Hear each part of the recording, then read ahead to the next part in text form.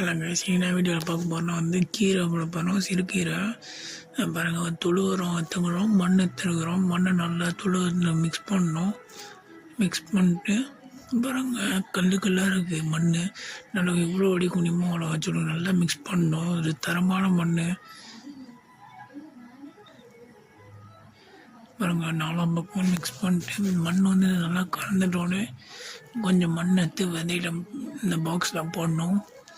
விதை வந்து இப்படியே போட்டோன்னா முளைக்காததுனால மண் எடுத்து அதை போட்டு அதை மிக்ஸ் பண்ணிடணும். விதை போட்டுச்சா இந்த இதை தான் நடப்போம்.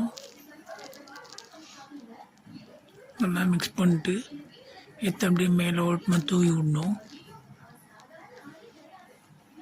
தூவி விட்டு பாருங்கள்,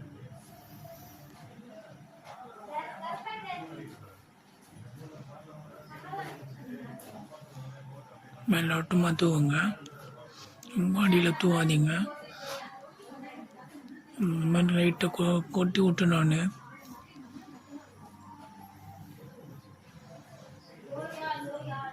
கிளறி விடுங்க. அப்போ தான் 4 பக்கம் வெந்த சதுரம்